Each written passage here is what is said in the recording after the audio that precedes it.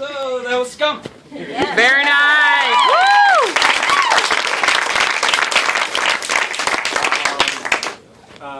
What I'd like to share is that all the dialogue that you heard spoken by the figure played by Josh Miller, that was all taken from actual interviews with real-life serial killers. Wow. Creepy. So that was all from court transcripts, prison interviews from some of the most notorious serial killers that the United States has ever produced. So that's the basis of that story. America. So I'd like to thank a lot of very important people.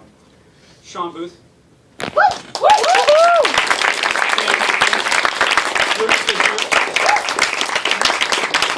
to thank BJ Colangelo as well. The lead and also one of the exec producers, Josh Miller. All the people I killed. There's Kellen Boyle. There's Kayla McDonald. There's Hunter Bernard.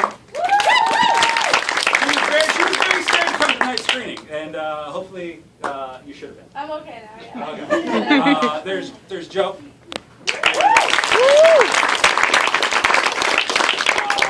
There's. Do you have a soundtrack?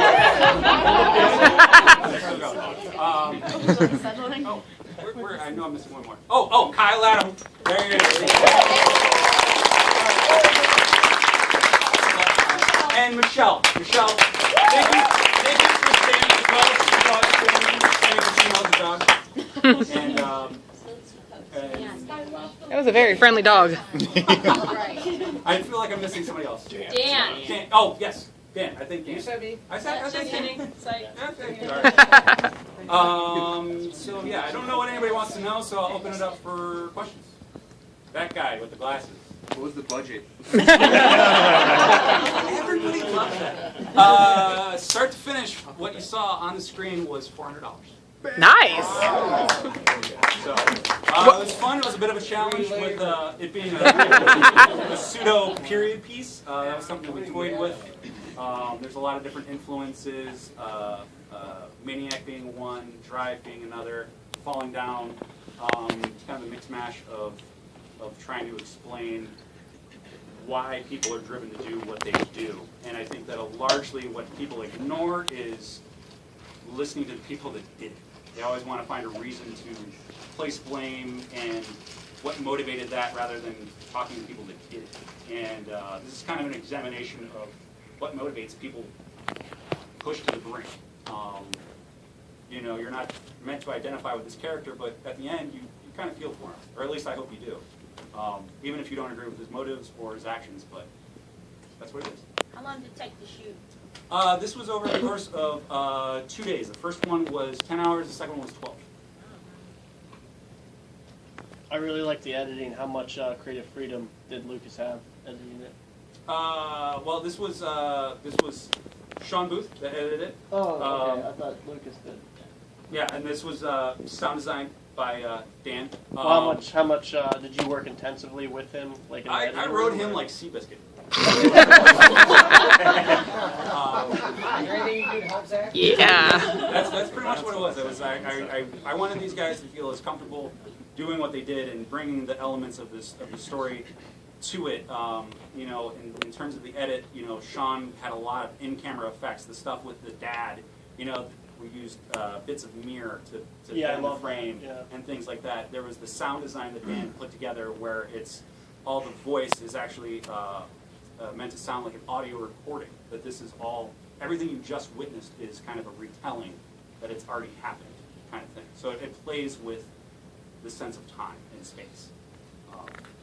Yeah, so I mean, these guys are very talented in what they do, work very, very together. Oh my.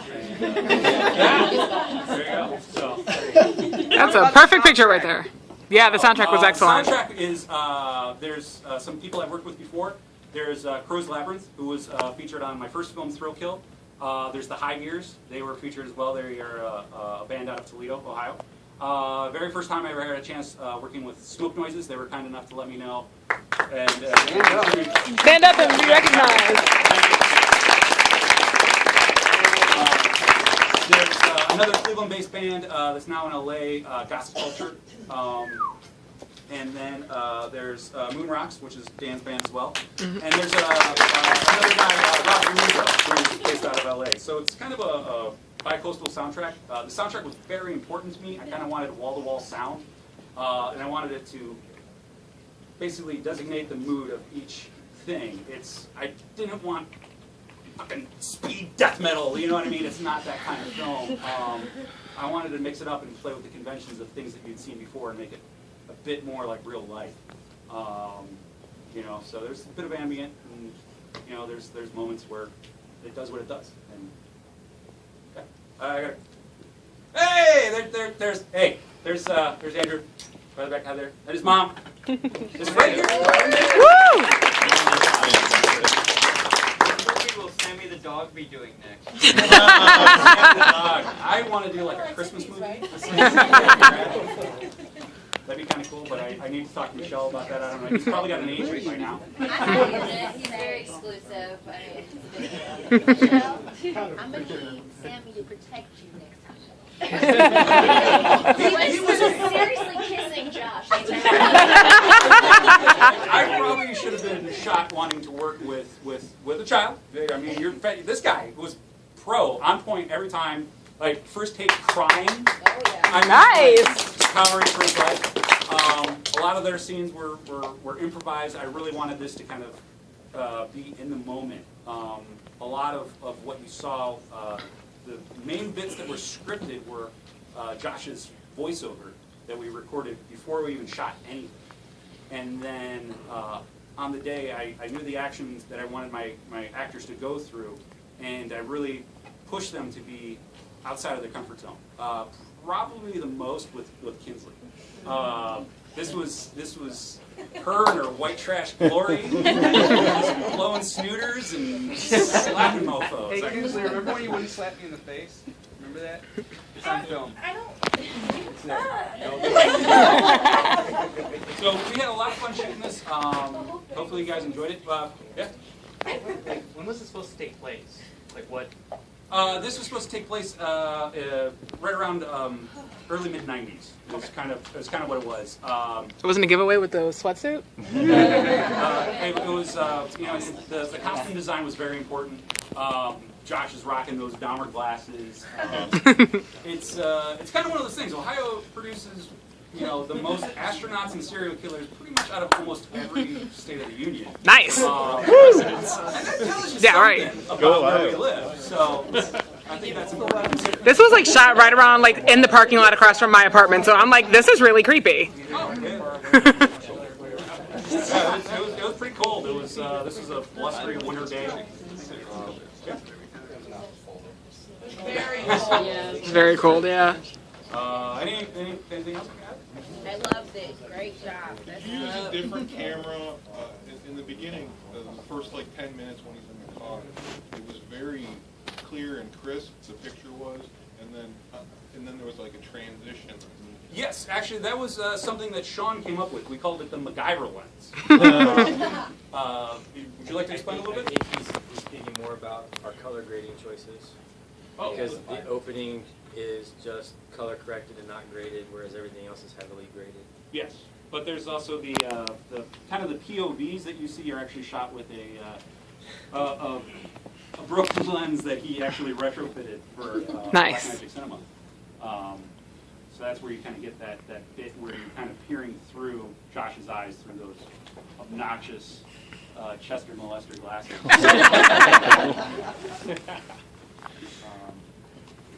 Anything else?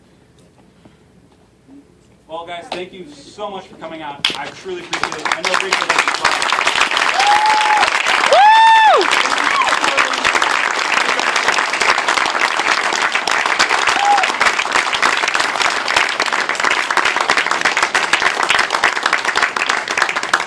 Now on to Denny's. Thanks for coming out, guys. Appreciate it. Thank you.